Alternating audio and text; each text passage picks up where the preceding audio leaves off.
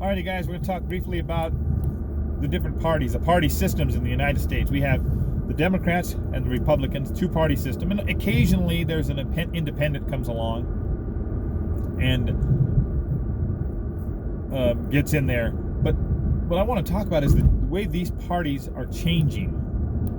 Okay, here in New Mexico, we're a blue state, and it's getting bluer, even though that the last presidential candidate that was a Republican to win here was George W. Bush, but Donald Trump came close, and he could win this next election. He could win the state of New Mexico as a presidential candidate, and we'd still be with Democrat governor, Democrat legislators, and the point is I want to make very quickly is we had 5 or 6 senators. I think they were senators, legislators, if you will, in our state legislature that were targeted by a very progressive, if you want to call it that. I mean, again, we're putting labels on everybody, but a more progressive group of people, and they wanted more progressive candidates and more progressive people to run the legislators, because what was happening is things like the legalization of marijuana would be held up in committees controlled by these Democrats.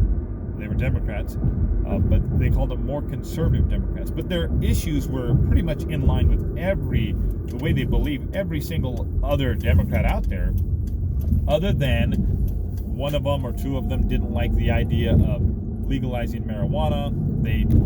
Some of them didn't believe in the idea of banning assault weapons. I tended to agree with them on that, and other things. Late-term abortion was another one, and they wanted those guys out of the way so they could pass these laws, and basically they got them. So they actually, in the Democrat primary, they were removed, and there's going to be, and I don't know who they are, but more liberal candidates running, and they are favored to win because, again, we're very much a blue state.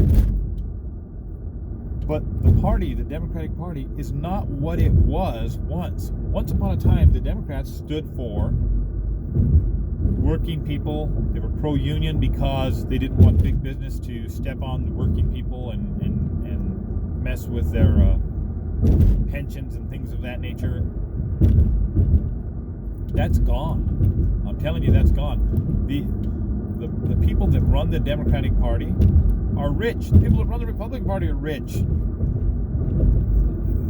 The rank and file, you guys are out in the cold. That's gone. Furthermore, going forward on that, we used to have between the Democrats and Republicans a common ground. There were issues that we had common ground on, and we still have very few issues that maybe we do have common ground on. Okay, but the vast majority of them is, if you believe one way on one issue, for instance, if you're against late-term abortion, you're against abortion entirely, and you'll be fought tooth and nail. If you're against the idea of giving a tax cut to, say, just the middle class, well, now you're against tax cuts completely, and you'll get fought on everything that you do tooth and nail. There'll be no agreement. There's no. It's almost like the two sides. It's our way or the highway, and that's it. There isn't going to be anything between anymore. We're not going to try to find common ground. We're not going to work together. Even though in the midst of all of that, and you have George Floyd being killed there by that police officer, there's common ground there. I don't know, from the most conservative Republican that you can think of to the most radical liberal you can think of, and everybody in between there, vast majority of them agree on that. Even though we have protests and everything going on about it, you know, the country, I would say 99%, by worse than 90%, but agree that, you know, hey, this cop has to pay for what they did there. But still, we have the protests. And, you know, I was listening to some different people and some stuff, and they were talking about the reason that these protests are going on is because, you know, being a white person in the United States, I don't know what it's like for a black man, and I don't. You know, I really don't know what it'd be like to be back and growing up in the United States. I can say that as far as the United States goes, and the way it started out just like many countries in Europe and all these other different places that they had slavery,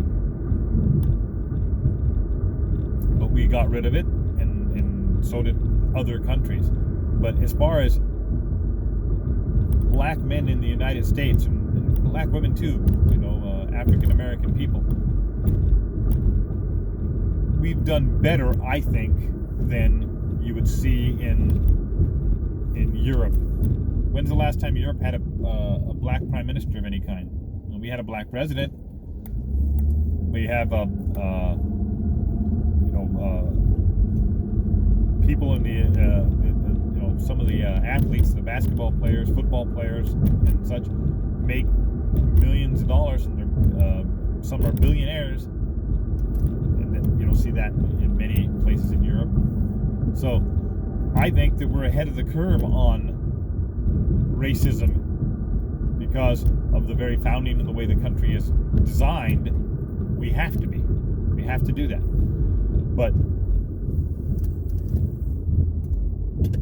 all of that is in jeopardy of being drastically changed, and not for the better, because you can if you adopted this entire liberal philosophy, and it's pretty much socialism philosophy, the Green New Deal and all that stuff, it isn't going to help anybody. I don't care what color you are, and I mean, I know it isn't right to just get stopped by the police. It's happened to me, back when I was a young man. When I was about 22 years old, and I had long hair. I had, I dressed differently from a lot of people, and the crowd that I hung out with was a big crowd of people in Albuquerque that listened to that kind of music. We had big parties, and police had to come break those parties up and such. And we didn't have a lot of money. We just didn't. A lot of us did. We pretty much lived with our girlfriends. Is how we got by. But me, myself, I had all that hair and everything, but I got a job, and I was working the job, and I was making money, and I got a promotion, partied by night, worked by day, and I went out and bought a brand new car. It was a little Toyota truck, actually. It was a 1987 Toyota truck, brand new, nice truck, loved it. And I took it, and I had it for like 3 days. It was all polished up, the tires were rolled, it looked great. And I was on the way home at about 2:30 in the morning from my girlfriend's house. Hadn't been drinking or anything. I was just on the way home from her house, heading back to my parents' house. And I was driving along, and I noticed a police car behind me. He stayed behind me, and I thought that was weird that he was behind me. But then I thought, well, maybe he thinks I'm drunk, because that's about the time when everybody's leaving the bars. A lot of people would go out drinking those days, and they would, after they left the bar, they weren't exactly capable of driving an automobile, but I knew I was fine. He did, in fact, pull me over. So I pulled over, and he came over to the window, and he started talking to me, and first question out of his mouth was, "Where'd you get this truck?" And I said, "Well, I bought this truck." And I kind of went through the whole story as to where I bought it and the things about it, because I was very proud of the truck. And then he asked for my driver's license, registration, insurance, and things. I gave him all that. He went back to his car. He came back. He gave it all back. And I said, "Was I speeding?" Because I kind of thought maybe, because before that I was driving a really old car. So I thought maybe the car was getting away from me. It didn't, it speeds, higher speeds, it did not feel the same as older cars that I've been driven. That you could feel the speed in the older cars, you hear the wind noise and such. This, of course, being a new car, first one I ever owned. And by the way, last one I ever owned, last new car, because the value depreciated so quickly when I drove it off the lot. I'd rather buy one with 1,000 miles now on it and call it a used car than buy a brand new one. But the thing is, he said to me, he says, "The reason I stopped you weren't speeding. He said, I stopped you because you do not look like the kind of person that would own a truck like this or should be in it. Individuals like yourself don't generally drive vehicles like this, so I just wanted to check it out." Well, there it is. That's that. I mean, that was profiling. I didn't really bother me at the time, because I said to myself, well, seeing it from his perspective, I knew all my friends didn't have the money to buy a new vehicle, and none of them drove those kinds of vehicles. So I thought, well, I guess that makes sense why he would do that. So I have a little bit of an idea what it was like, to be stopped for nothing. I'm sure if a individual who had been, black was driving that same vehicle, or nowadays they're driving, like say an Escalade, or a lot of the cars that are popular with young people now, Corvette or whatever, maybe they would get stopped because they think that they shouldn't be in that car. But they shouldn't be stopped for those reasons, okay? And we're going to get there eventually, but we're not necessarily there yet. Either way, there's common ground there. Nobody disagrees with that. So I don't know why we have to protest, and turning the country into a socialist mecca isn't going to make that a reality, okay? Because in socialist countries, I have news for you, people. There's racism in socialist countries. Yep, that's right. There's racism.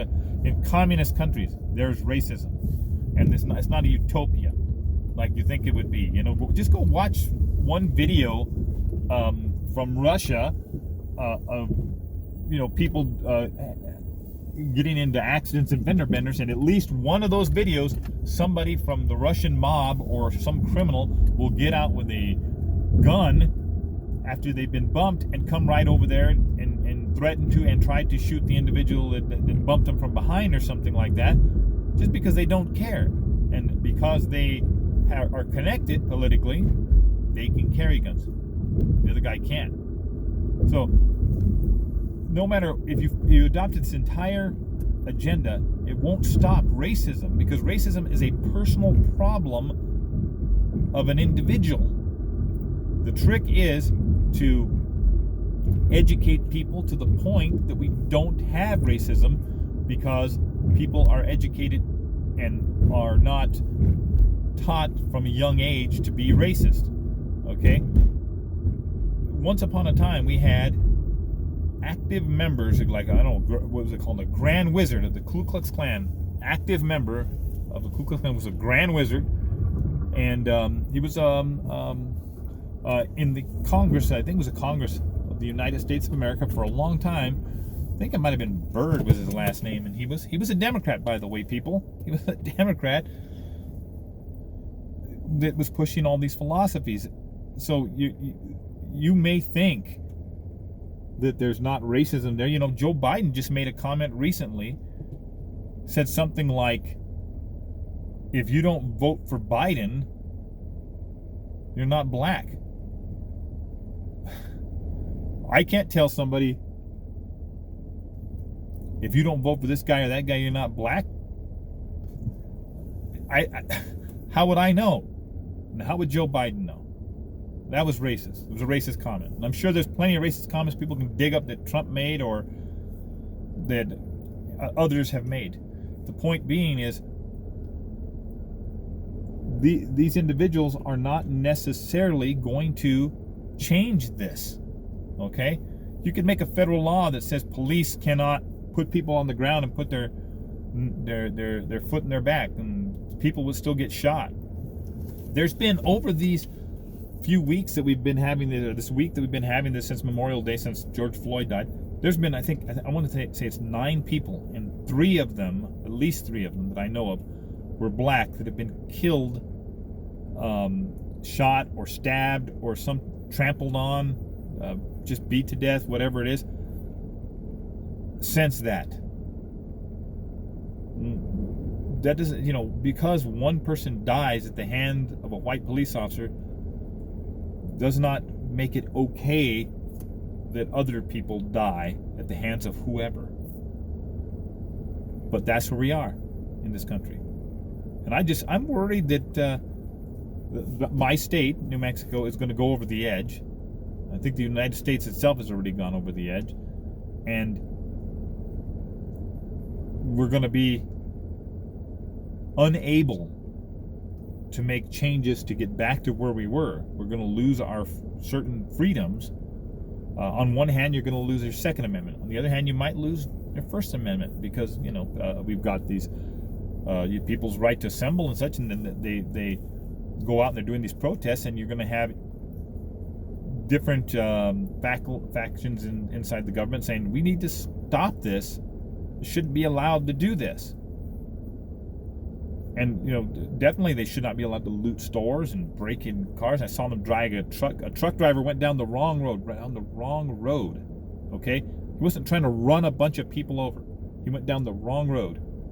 And there was a protest going on this highway, and he went down it, and apparently he was not supposed to be on the highway, but he didn't know that. He wasn't trying to run over protesters. So they all jumped all over his truck. He stopped. They drug him out and beat him. That helped. Did that help? Did that make him feel better?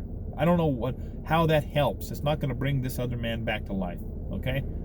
It's not helping his memory one bit. Not a bit. Okay, because people look at that and they see those violent things and they say, that shouldn't be happening. Look at these animals beating this man up. That's what people see.